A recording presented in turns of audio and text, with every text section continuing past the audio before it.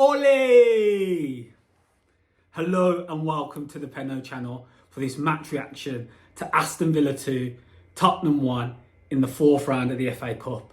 As always, if you could like, subscribe and let me know your thoughts in the comment section about the game we just witnessed.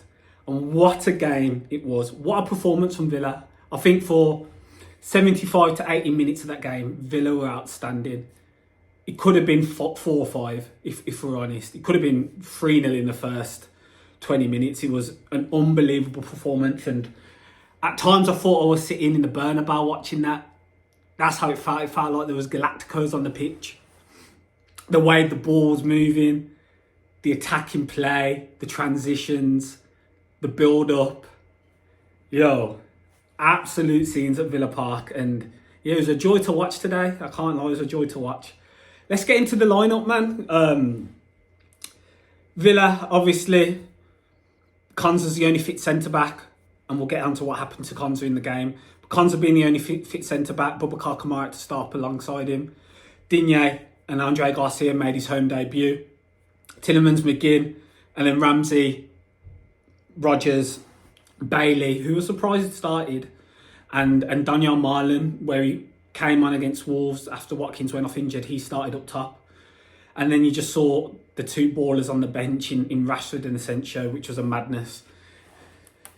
Wait till we get our players back, man, because, Anana, Barkley, Mings, Pau Torres, Watkins, I'm probably missing some, Matty Cash, were all unavailable today. And the majority of those, you could say, are starters or pushing for starts anyway. So a lot of injuries there. Spurs, obviously, the team we were facing, they had a number of injuries as well, of course. They're missing Romero, Van der Ven, and a number of other players as well. Solanke, Richarlison weren't there. So yeah, both teams were struck with injuries. But going into this game, I was confident in the fact that we can catch Spurs. Whenever we play Spurs, they have a period of about 20 minutes to 25 minutes where they just blitz us. And we usually play well for 50 minutes within those games. And yeah, that was the only concern today. But yeah, from the off, man, it was just mad. It was mad, wasn't it? Obviously, the atmosphere was going to be up because Rashford and Asensio join in. They're going to get big cheers. It's going to get the build-up going.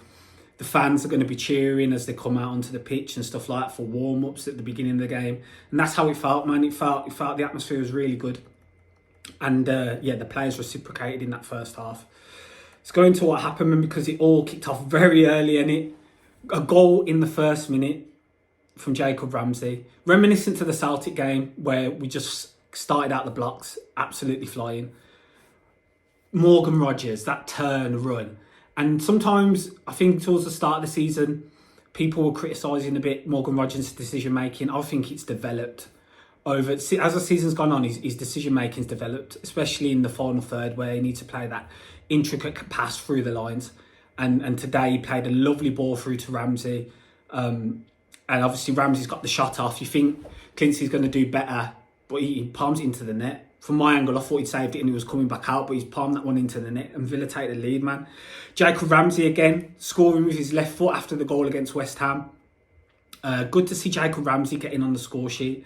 And we'll go on to Jacob Ramsey because he could have had a hat-trick today, but good to see him getting on the score sheet again, playing off the left-hand side. And we know Jacob Ramsey's not afraid to shoot off either foot.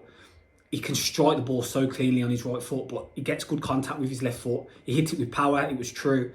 And yeah, the keeper just let it bobble in, man. He let it bobble in. From that period, I thought we bossed the game for the first 20 minutes. I mean, you look at the amount of chances we had. Spurs didn't have their first shot until the 24th minute. In that moment, Garcia had that shot with his left foot that went over the bar. You had Darnell Marlon, who had the right foot. Good chance, good build-up play as well again, where he put it over the bar. I thought Marlon played really well today. Missing Ollie Watkins.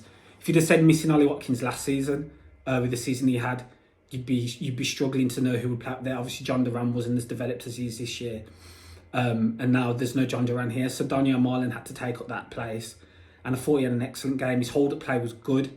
I only remember one instance. I think it was in the first half where the ball like flew off him in his touch. Apart from that, he kept the ball cleanly. He trapped well, he pressed well. He stayed in the shape, which Unai Emery loves defensively with the 4-4-2. And yeah, he's an outlet, he's got pace, and he can get a strike off. He's got a good shot on him. So yeah, he was unlucky with that one. Bailey, I thought Bailey's first half was one of the best he's produced this season. He was at him. And I know what the big helping hand was.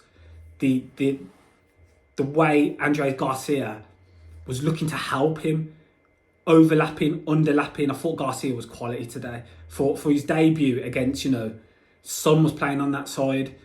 At times, Kulusevski would drift to that side as well. Matthias Talwood was playing on that side a number of times as well. There's some really good players. And for a guy who's playing in the equivalent of the Spanish Championship a few weeks ago, playing against a Premier League side who have good attackers, I thought he had an absolutely brilliant game. And the one thing that really impressed me was his composure on the ball, but also the way he was willing to go beyond Bailey. And that's what Bailey needs. Sometimes Bailey struggles with that because players double up on him. But when Garcia's making the runs, it takes a defender away. And I thought when Bailey was getting on the ball today, he was attacking with intent, and he had that shot, which was a good save as well. Tielemans bursting through the middle on the ball. I thought I was watching Morgan Rogers. I had to double check who it was.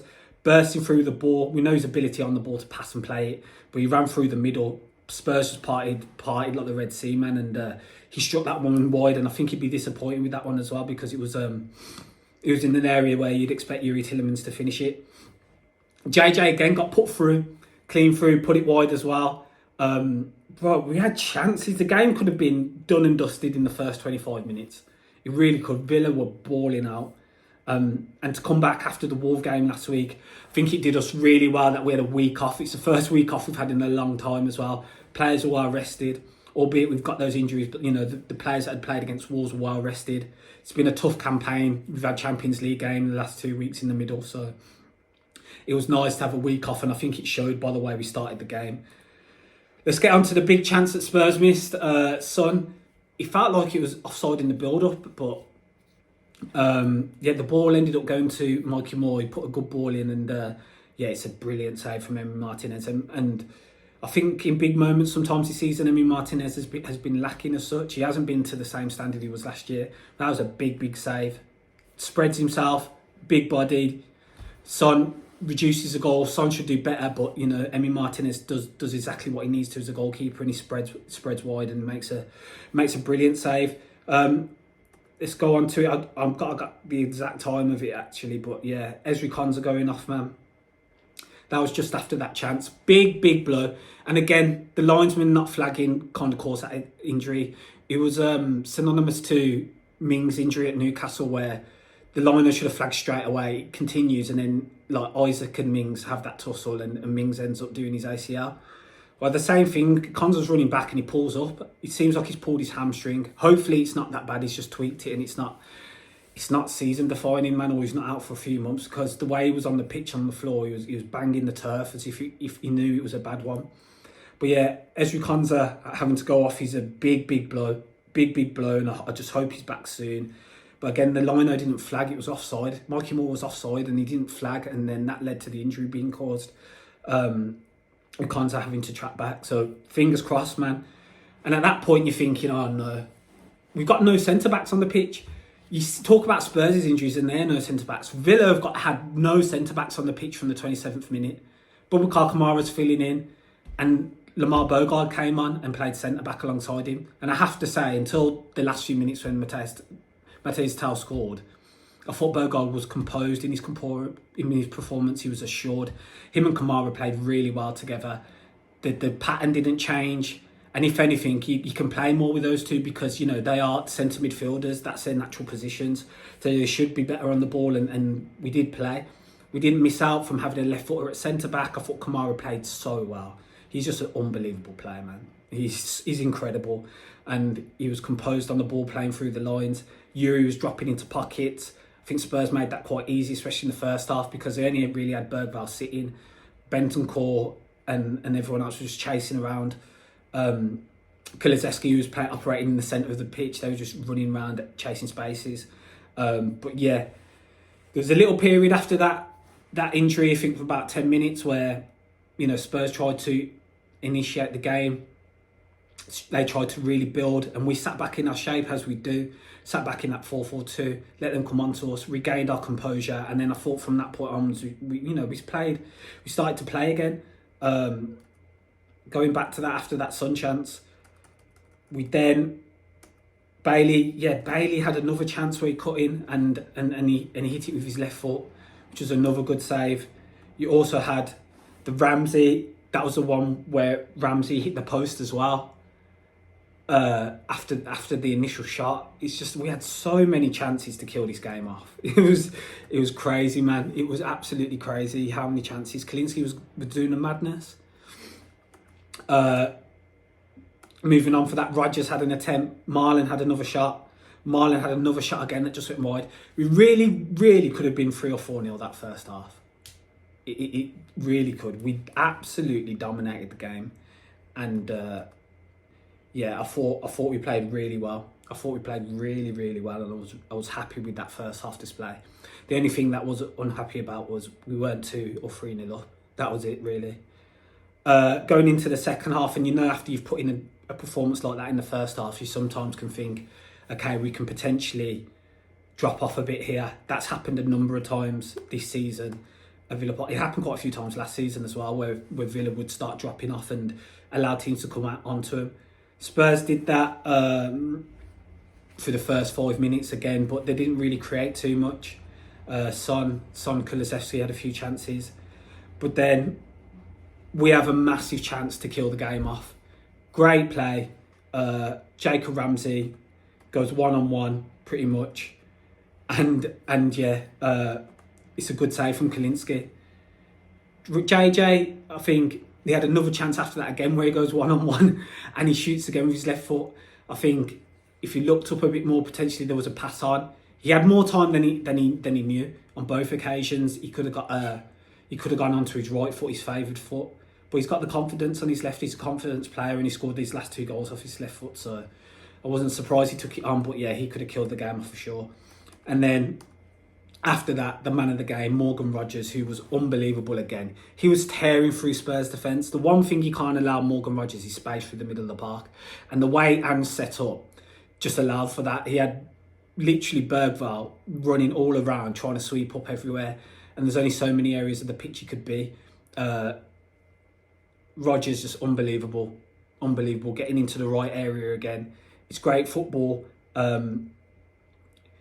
Bailey, he got stuck on the ball in that move, and I thought he'd killed the move, to be honest, when he got stuck on it. But Darnell Marlon, this is why he was so good. His running off the ball was unreal today, and the way he makes that chance not come to a hole is he makes the overlap on Bailey, gives him the extra space, and Bailey plays a pass at the right time.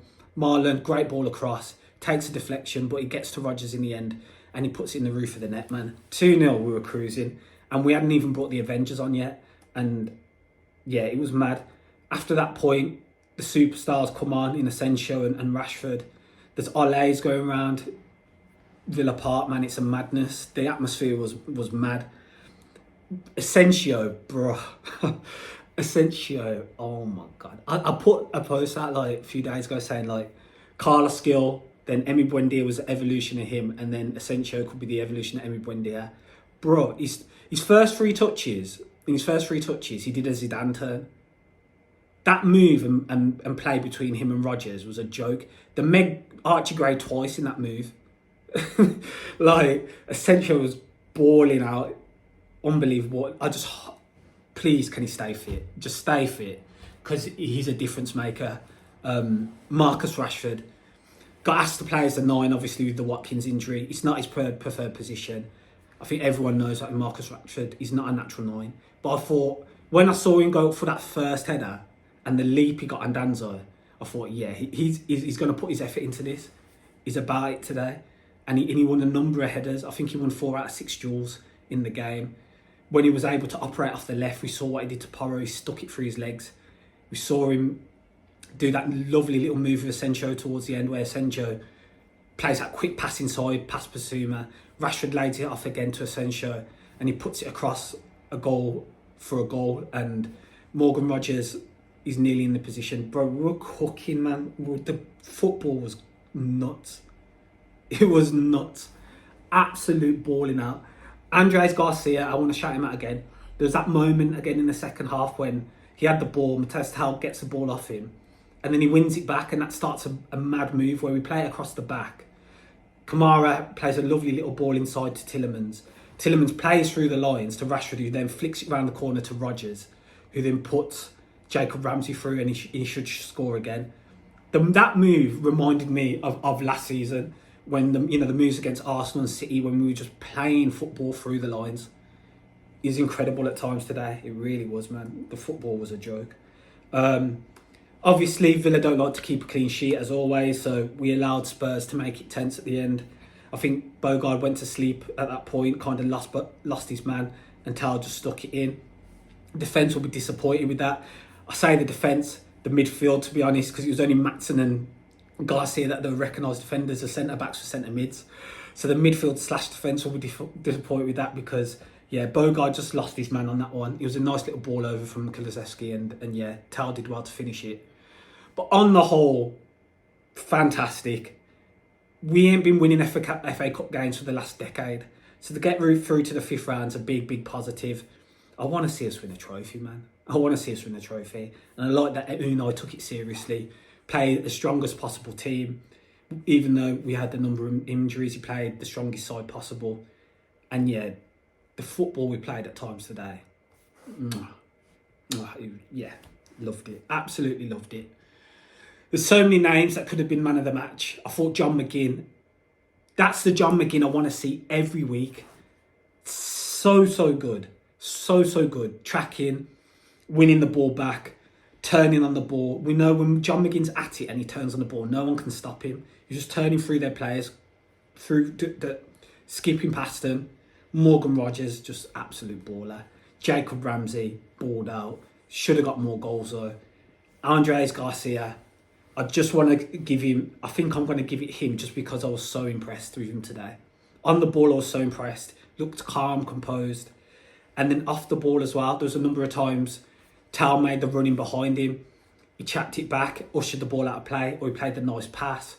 And then in his directness, the way he was trying to get beyond Bailey as well, or get inside Bailey. So Bailey had space to operate, which he needs.